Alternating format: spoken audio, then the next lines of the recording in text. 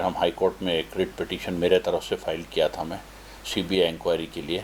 और बड़ी अच्छी बात यह हुई थी कि सेंट्रल गवर्नमेंट इंक्वायरी करने तैयार हो गई थी और स्टेट गवर्नमेंट से नो ऑब्जेक्शन मांगी थी, जो नो ऑब्जेक्शन आज तक नहीं दिया गया। हाई कोर्ट टीआरएस के सीनियर लीडर और रियासती अखिलती कमीशन के साबिक सदर-नशीन आबिद रसूल खान ने कहा है कि रियासती वक्फ बोर्ड औकाफ इमला के तहफ़्फ़ुज़ और बोर्ड के आमदनी में इजाफे के बशमूल तमाम महाजों पर नाकाम हो चुका है। IND टुडे से बातचीत करते हुए उन्होंने रियासती हुकूमत से कहा कि वक्फ बोर्ड को फाल और कारकर्द बनाने के लिए संजीदा इक़दाम करे। रियासती हाईकोर्ट ने भी अपनी रूलिंग में वक्फ बोर्ड की कई बार सरजनिश की है। आबिद रसूल खान ने वक्फ बोर्ड के हालात को नागुफ्ता बे से ताबीर किया और कहा कि इसमें कई इस्लाहात की जरूरत है। वक्फ बोर्ड मंशाए वक्फ के तहत औकाफी जायदादों के तहफ़्फ़ुज़ की अपनी जिम्मेदारी को पूरा करने से कासिर है। अखिलती कमीशन के साबिक सदर ने बताया कि उन्होंने औकाफी जायदादों की लूट खसूट की तहक़ीक़ात के लिए CBI से जांच करवाने की मांग की थी, लेकिन हुकूमत ने अखिलती कमीशन की सिफारिश को बरफदान में डाल दिया और ताहाल NOC जारी नहीं किया। आबिद रसूल खान ने बताया कि वो इस सिलसिले में हाईकोर्ट से भी रुजू हुए हैं और 3 साल से उनकी दरखास्त अदालत में ज़ेर समाअत है। आबिद रसूल खान ने आगे चलकर कहा कि औकाफी जायदादों के तहफ़्फ़ुज़ के लिए उलमा, मशाखीन और अकाबरीन को भी आगे आना चाहिए। देखिए, वक्फ बोर्ड के हालात शुरू से अभी नहीं, जब से मैं पॉलिटिकल एक्टिविटी में या सोशल वर्क में इन्वॉल्व हूँ, जब से मैं देख रहा हूँ कि वहाँ के हालात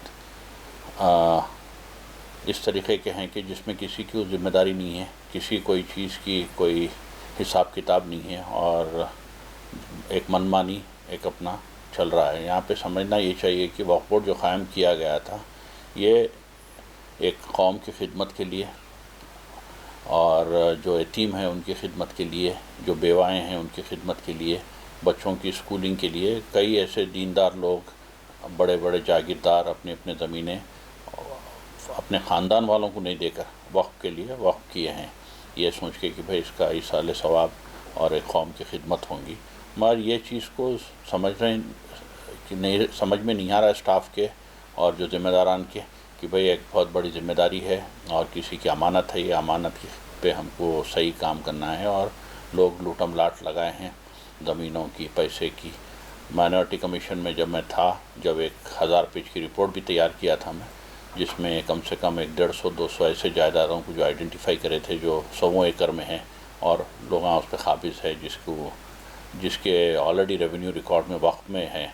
और ये रिपोर्ट हम असेंबली में पेश किए थे, गवर्नमेंट को दिए थे। बाद में असेंबली में पेश करने के बाद इस पर कोई इक़दाम नहीं हुआ, तो फिर हम हाई कोर्ट में एक रिट पिटीशन मेरे तरफ से फ़ाइल किया था मैं CBI इंक्वायरी के लिए।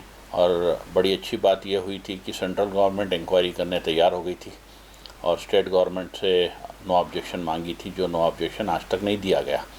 हाई कोर्ट में आज ये 3 साल से केस पेंडिंग है, नंबर पे नहीं आ रहा है। जब भी नंबर पे आ रहा है तो वक्फ बोर्ड के काउंसिल टाइम पूछ रहे हैं, टाइम पूछ के फिर उसको पेंडिंग कर दे रहे हैं।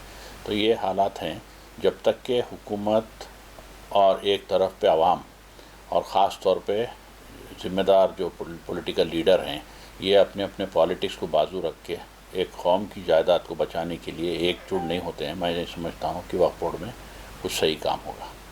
सब अभी देखा जा रहा है कि एक 6 साल पहले एक इदारा कायम किया गया था जी, मैरिज काउंसलिंग सेंटर के नाम से, जिसमें जो है जज साहब इस्माइल साहब काम कर रहे हैं। तो कल उन्होंने भी जो है जाकर मिला कि 6 साल से उनको तकरीबन 1 रुपया नहीं दिया गया है। तो मुसलमानों में पहले डाइवोर्स का रेशियो जो है काफ़ी जो है हद तक आगे बढ़ चुका है, ये अभी बखूब जानते हैं। तो इसके ताल्लुक से जो है आपने इस्माइल साहब बता रहे थे कि आपने भी इस ताल्लुक से जो है उनको एक नोटिस दी गई थी, मगर वो आज भी नोटिस का जवाब भी नहीं आया। तो इसको कैसा देखते हैं? ऐसे कई चीज़ें हैं, ये एक नहीं है। वक्फ बोर्ड में काफ़ी अच्छे काम हो सकते हैं और मैं समझता हूँ कि जो कमेटी इस्माइल साहब और भी ज़िम्मेदार लोगों के साथ बनाई गई थी, काफ़ी अच्छा काम शुरुआत में हुआ था। और रेंट फिक्सेशन कमेटी में भी इस्माइल साहब थे, जहाँ पे किराएदारों को बुला के बैठ के across the table rent fixation भी हो रहे थे।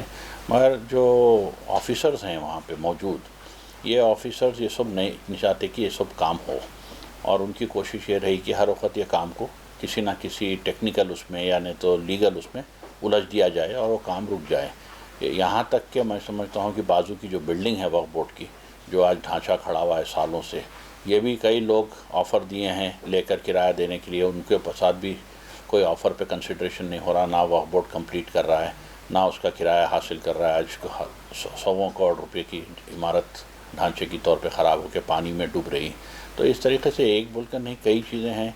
अगर वक्फ बोर्ड पूरी ईमानदारी से स्टाफ और वहाँ के रुकन काम करते हैं तो मैं समझता हूँ कि मेडिकल कॉलेज, स्कूल, हॉस्टल्स और जैसे मैरिज काउंसलिंग सेंटर्स और मुस्लिम IAS IPS कोचिंग सेंटर्स, ये सब वक्फ बोर्ड क़ायम कर सकता है। वक्फ बोर्ड के पास बजट है, वक्फ बोर्ड के पास जायदादें हैं और वक्फ बोर्ड के बाद उसके पावर्स भी हैं करने के लिए। यहाँ तक कि बैंक भी क़ायम करने के पावर्स हैं। एक वक्फ बोर्ड के तहत बैंक भी आप क़ायम कर सकते हैं जहाँ पे मुसलमानों को लोन दिया जा सकता और कम इंटरेस्ट पे दिया जा सकता, जहाँ पे वो कारोबार कर सकते और उन लोगों का पैसा वहाँ जमा किया जा सकता। तो ये सब काम कर सकते हैं और इसके इख्तियारात है।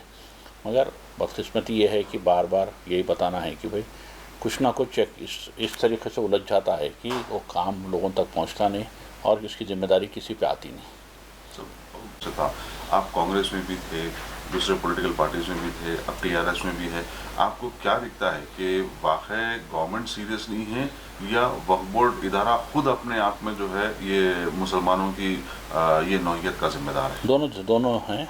एक तो वक्फ बोर्ड में काफ़ी स्टाफ के वैकेंसीज़ हैं, जो मैं कमीशन में रहे वक्त भी गवर्नमेंट को लिखा था कि वैकेंसीज़ फ़िलअप करिए आप, और सालों साल से वैकेंसीज़ खाली हैं। तो नया स्टाफ, नया खून आने से मैं समझता हूँ कि काम भी होगा वहाँ पे और लोगों में जोश भी रहता है काम करने का।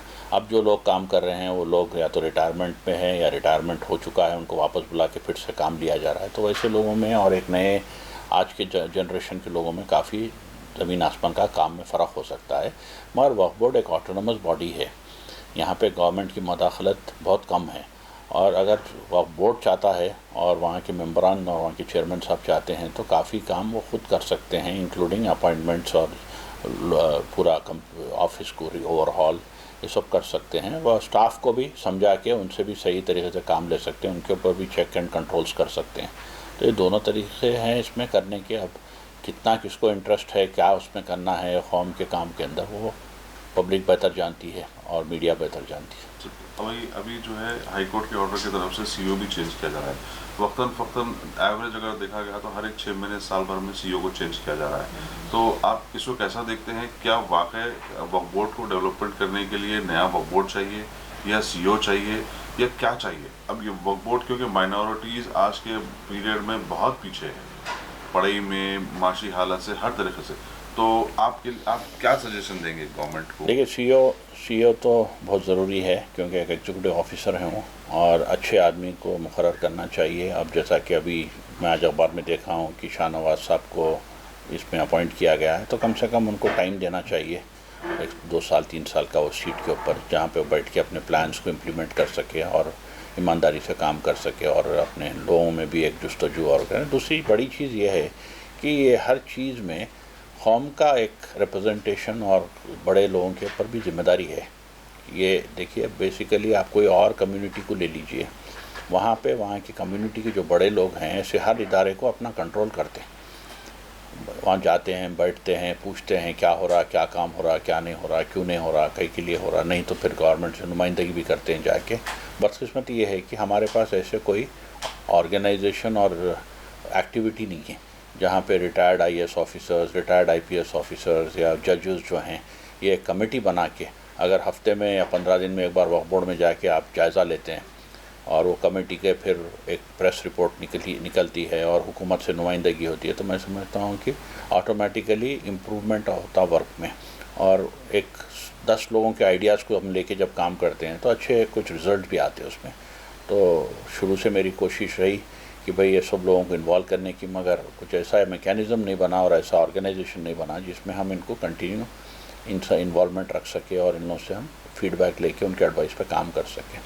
तो क्या आप मानते हैं कि अब जो मौजूदा वक्फ बोर्ड है ये मुकम्मल तौर के ऊपर फेल हो चुका है वक्फ बोर्ड के जायदादों को दूसरे मामला को पूरा करने में? सर, अगर हाई कोर्ट के जजमेंट को आप पढ़ते हैं और हाई कोर्ट के स्ट्रिक्चर्स को पढ़ते हैं तो मैं समझता हूँ जो बात बोल रहे हैं आपको बिल्कुल वाजिब है, क्योंकि एक हाई कोर्ट को तो हमको इज़्ज़त करना है और हाई कोर्ट के फ़ैसले के हम खिलाफ़ बात भी नहीं कर सकते। तो हाई कोर्ट खुद ये बोल रहा है कि यहाँ पे कोई काम नहीं हो रहा है और यहाँ के स्टाफ बिल्कुल इसके कैपेसिटी नहीं रखते हैं और काबिलियत नहीं रखते हैं। तो मैं समझता हूँ गवर्नमेंट को इसके ऊपर बहुत सीरियसली सोचना चाहिए और एक्शन लेना चाहिए।